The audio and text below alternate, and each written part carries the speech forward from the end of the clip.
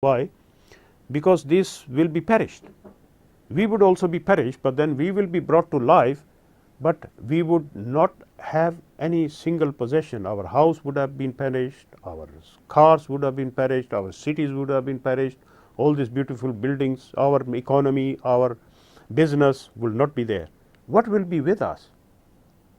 With us will be the record of our deeds, good deeds or bad deeds, and our record of our iman. Either we are faithful, believers in Allah, in the Day of Judgment, in the Prophet, that's first thing, and then our actions. So these are being recorded by two angels, which are called Kiraman Katibin.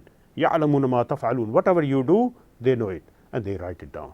So these scribes are writing down. So this will be put in the form of a report on the Day of Judgment. So Day of Judgment has many events happening. We rise up, then we row up according to our own rows. Good people following the good leaders, bad people following the bad people, bad leaders, and different rows of believers and non-believers, munafiqeen, fasiqeen, the sinners and the hypocrites, all different categories. The people of bid'ah, again, who have made innovations in Islam, in deen, they will be separate. So everyone will be formed into ranks of their own kind or their own type. And then the books will be given, their reports will be given.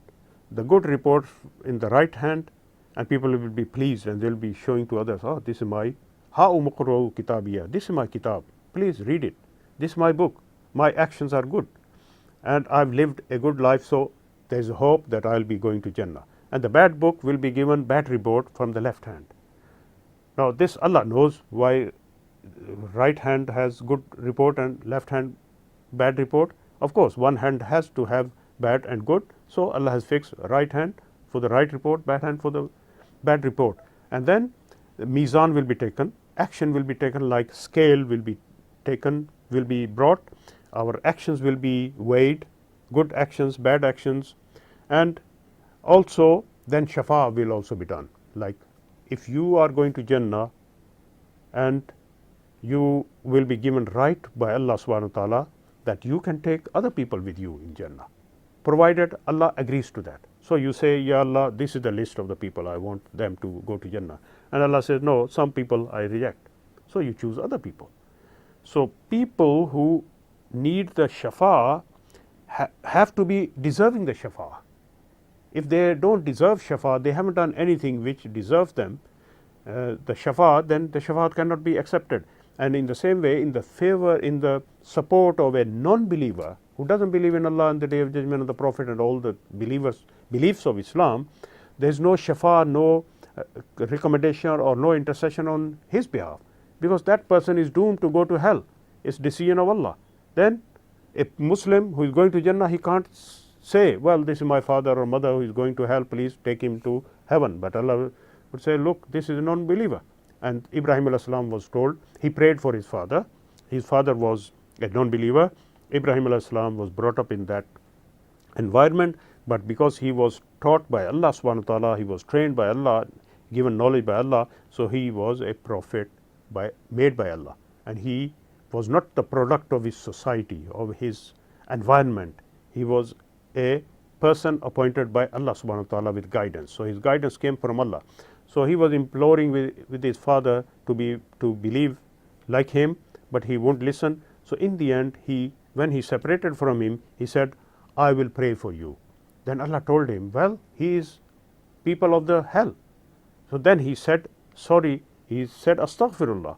He asked pardon from Allah that I will not ask forgiveness in favor of my father, Azar, and he repented to Allah subhanahu wa ta'ala. So even a prophet who repented to Allah for praying in favor of his non-believer father. So who else will be accepted? So belief is the thing which takes you to hell or heaven. If you believe in the right belief, you go to heaven. If you don't believe in the right belief which God wants you to believe. Because if you don't believe in God, what do you want of God?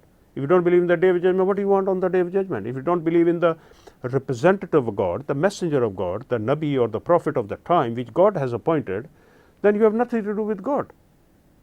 That Prophet is a spokesman from Allah. So if you don't accept that Prophet, you don't accept God, you neglect everything.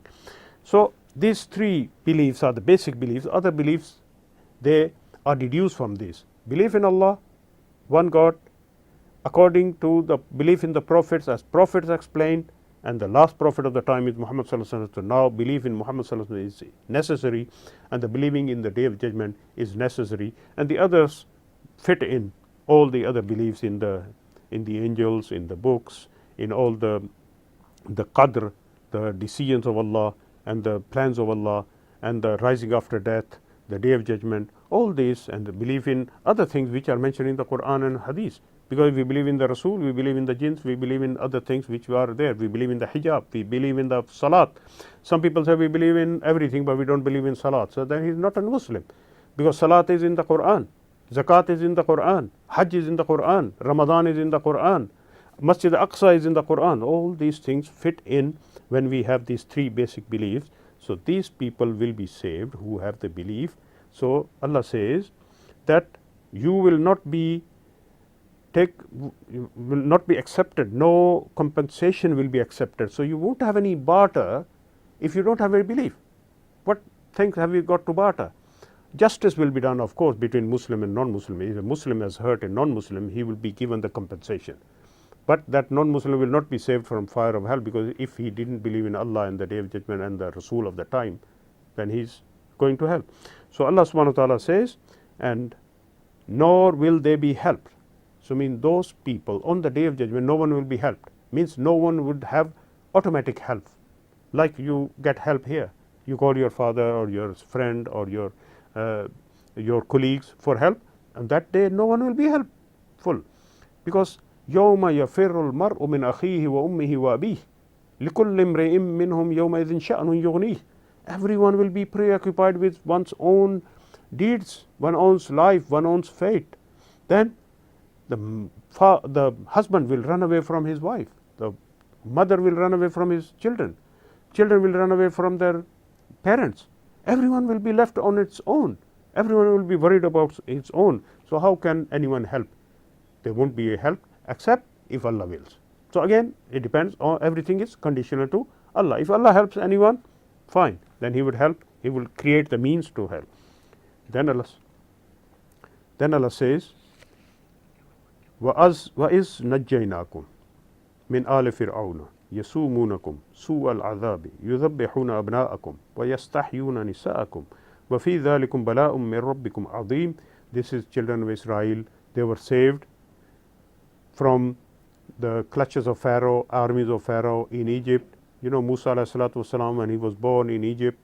So this is relating that well-known account which is in the Bible, and some people have made the Bible, people have made the 10 Commandments film, which film does not agree in everything with the Qur'an. The Qur'an doesn't agree everything what is in that film, but that film shows like a kind of glimpse of the life. But in Islam, we are not allowed to depict or act as a prophets. So that's why we don't have any films by which someone can dress up like a prophet, Musa alayhi salam, or the Holy Prophet Muhammad sallallahu alaihi wasallam, or Ibrahim, or Yusuf alayhi salam. But the Christians and Jews do it. So that account of Musa alayhi salatu wasalam, Moses was born in Egypt. Now the children of Israel, initially they started from Palestine, Canaan, or that land which is now divided between Jordan and Israel and West Bank, and that is the land basically, and that's part of Sham. So Sham is Syria now. It's divided into Syria, Lebanon, Israel, Jordan, and the West Bank and Gaza. All this was Sham. So when there is mention in the books that Ibrahim alayhi salam moved from Iraq to Sham, that means part of Sham which is Palestine. The old name of Palestine was Canaan. So he was living there, and from his first son was settled in Makkah, Ismail alayhi salatu wasalam. Second son remained with him, Ishaq, there in Palestine, in Canaan. From Ishaq came Yaqub alayhi salam, Jacob, Israel, and his son Joseph was taken to Egypt. That's again a long account which is mentioned in Surah Yusuf. And in Egypt, then they all were brought, the whole family, the remaining 11 brothers of the 12 sons of Israel, and Israel himself, Yaqub alayhi salam himself, they were all, the whole family was taken from Palestine to Egypt. And in Egypt, they settled for ages, for many generations, and then they became slaves. They were ruling class, then they became slaves, and now Musa alayhi salam was born. When Musa alayhi salam realized that he was born in the children of Israel, and Pharaoh didn't know, he had ordered by some information that a son will be born in children of Israel. I don't want to go into much detail, I would just want to be short as possible, that he ordered the boys to be killed. So boys were killed, but this boy was put by the order of Allah into the river in a small, like a tabut, like a small box, and that floated past the palace of Pharaoh, and Pharaoh's wife picked him up and she adopted him. And then his milk was also provided by his own real mother. This arrangement was all made by Allah subhanahu wa ta'ala. So Musa alayhi salam, Moses, was brought up in the palace of Pharaoh, his own enemy, his deadly enemy, who wanted to kill him, but Allah saved him and he survived. And when he grew up, then he declared himself prophet, and when his brother Harun also joined him. So these two prophets were two prophets at the same time. That was at that time. And they preached to the Pharaoh, he didn't listen. Then there is a long account of many plagues, the magicians coming in. All these things will be dealt with in detail, inshallah, at their own time.